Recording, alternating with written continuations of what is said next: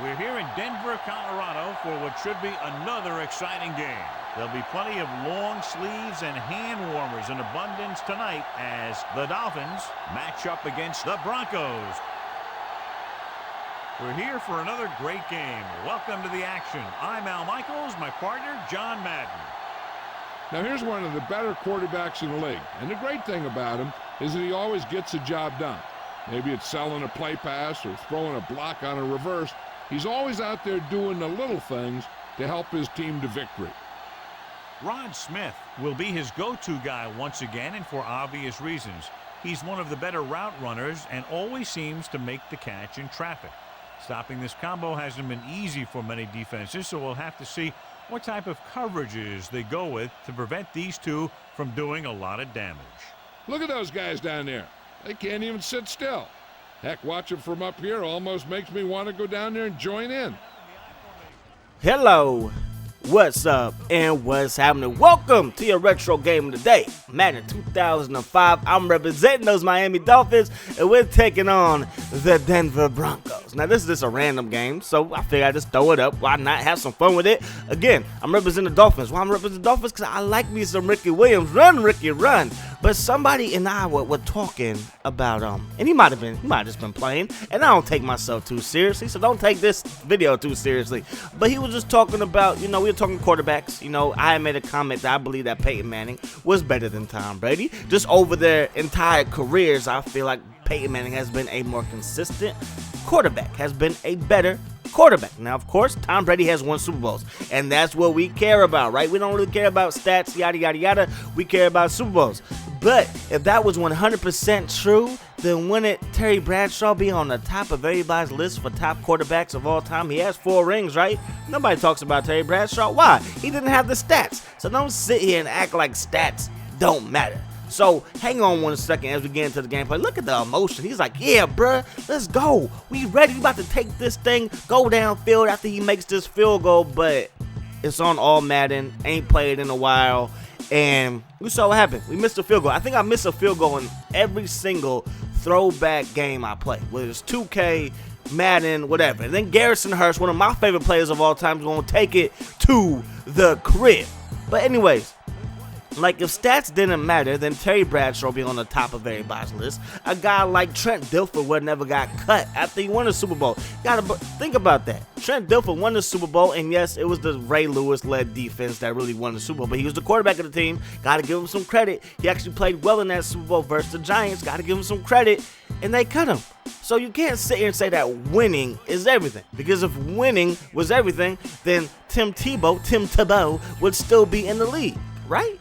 Right. So look at my man Ricky run. Run, Ricky, run. Ricky Williams from Texas doing his thing, getting to the end zone. Man, love me some Ricky Williams. I had a debate on a bus back when this game was out. Might have been 04, 03, about who was the better running back in Madden, Priest Holmes or Ricky Williams. I thought it was Ricky Williams. They were like, nah, bro, Priest Holmes, whatever. Ricky Williams, he's still beasting for me, and it's 2014. So I guess the guy on the bus was wrong. Anyways, back to the topic. So again, if winning was everything, then Tim Tebow would be in the league. You know what I mean? Everybody wants to talk about, winning percentages in the playoffs. Well, shoot, Mark Sanchez has a better winning percentage than Peyton Manning does in the playoffs. But Mark Sanchez backing up Nick Foles. Nick Foles haven't won the playoff game. Do you see where I'm going with this? So stats do matter. And how you get those stats matter as well. I was watching something on TV and they were talking about basketball and how, when these guys won their championships, were they the main guy? Were they a main piece to the puzzle? Or were they like a role player? You know what I mean? And somebody made a great point. Like, was he the driver or was he the passenger just riding along? You know what I mean? Now, I'm not going to say that Tom Brady was a passenger just riding along, because Tom Brady, ever since he led them to the first Super Bowl, had to make plays to help them win the Super Bowl. But you're not going to convince me that it was all on all on Tom Brady. Like, seriously.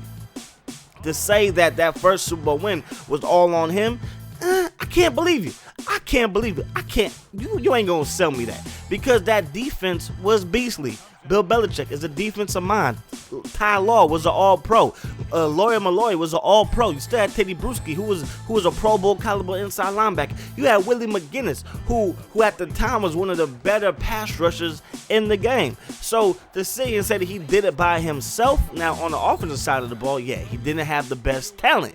But football's the ultimate team game. So whenever people say, oh, Peyton, he played with Marvin Harrison, well, who was Marvin Harrison before he got Peyton? Because Marvin Harrison was in the league before he had Peyton. I rest my case. We can't forget that when Reggie Wayne first got drafted, they would label him a bust as I get the ball to David Boston. Now, me and David Boston, we ain't cool. As you know, I'm a Charles Woodson fan. If you don't know him, David Boston was at the University of the Ohio State, and him and Charles Woodson got into a fight, and ever since then, I ain't like him. And then he was like, he didn't practice because he got his nipples pierced and stuff. Yeah, David Boston is a weird dude. But anyways, back to the story. So, as I lose my thought, hang on. Hang on. So again, Tom Brady, he's won with not the best receiving corps, but it's the ultimate team game. That defense at times carried them. Don't forget that he played with Corey Dillon. Don't forget that he played with Antoine Smith, and they were ground and pound his first couple of years as the starter. Let's not forget that in year 2 as being a starter, after they won the first Super Bowl, they went 8-8. You know what I mean?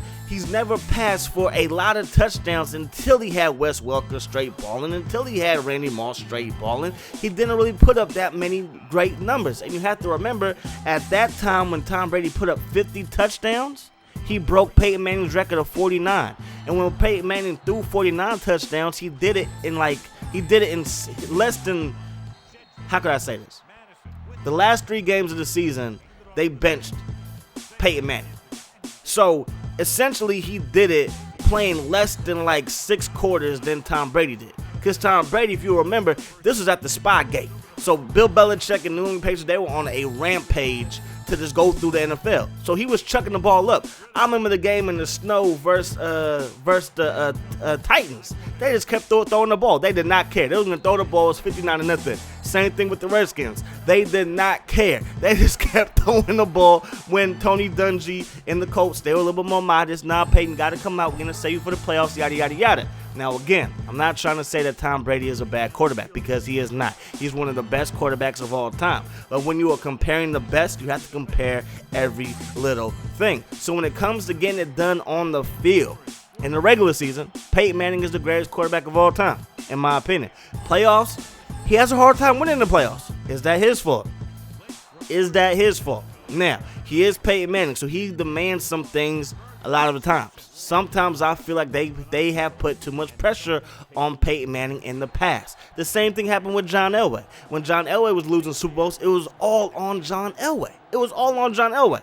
Right? You look at the Miami Dolphins back in the day with Dan Marino, it was all on Dan Marino. There was no running game. That defense in Miami was doo-doo, you know? So it was all on Dan Marino when he had a human game, because we all think that these guys are above human. The freaking Titans out there, the freaking, Goliaths out there, and they can't be beat and stuff like that. But then all of a sudden David comes along and they've gone.